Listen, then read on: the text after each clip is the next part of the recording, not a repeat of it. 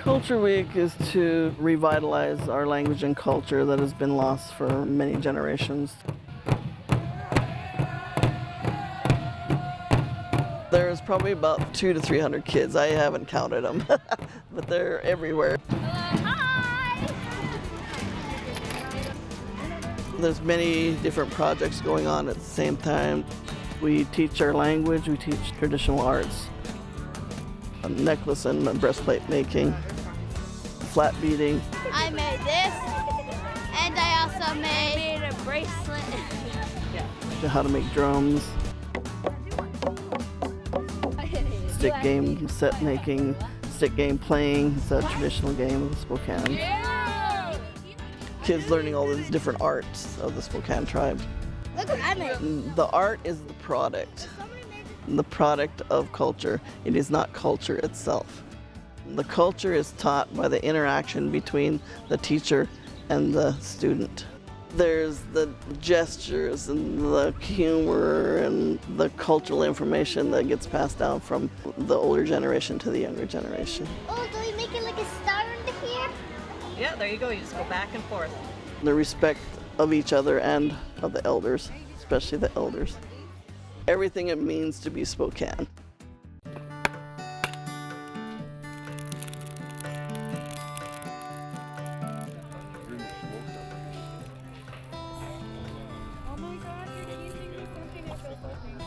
We usually harvest 1 elk and 2 deer for this event, and they smoke it until clear till Thursday, and then it'll be part of the feast on Thursday.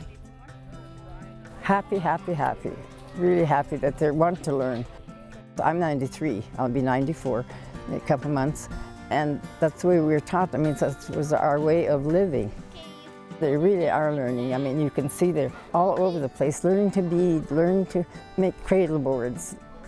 Some learning to pit cook, some learning cut meat. It's a wonderful experience for all of them because nowadays mom and dads are working and they're too busy like they were in my day when grandma would take you out and teach you these things. I'd ride with my grandmother from here on a horse at 5 years old over to Cusick to dig the brown camas and bring it back. Then where they're pit cooking, we learned to do that. That was our food for winter time. Camas has been a staple for our people for thousands and thousands of years. It's dug in a more marshy place. Our people have traditionally went out to Spangle area. We bring out about 30 to 40 kids from the middle school. So they come out and do the digging, and we do the cleaning and the preparing. And then they can come out here and learn how to prepare it in the ground. The pit bake we started, it was about 10, 11 years ago from collective memory of the tribal elders.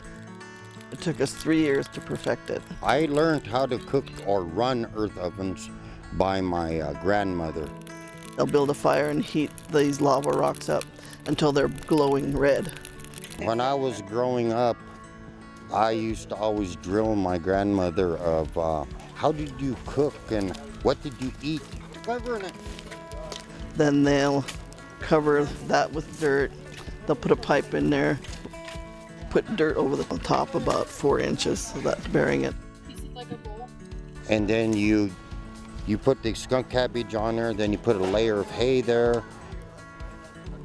Then they'll put the camas in the moss in bags. In these wet bags, they'll lay them on top of the hay, put another layer of hay, and it's just basically to keep it clean and then for extra moisture also.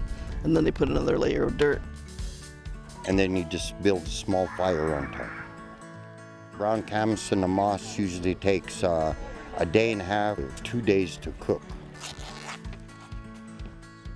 Thursday, we're going to bring all of the food and everything that we're starting to cook today. And everybody's going to share it just like as if it was springtime.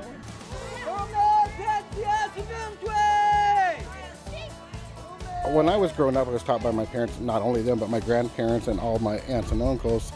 And not every kid out here has that next generation up to teach them. So the whole community acts like that and helps pass on our traditions.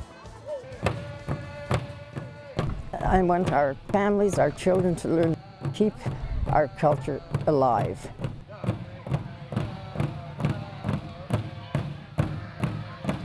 Never forget it.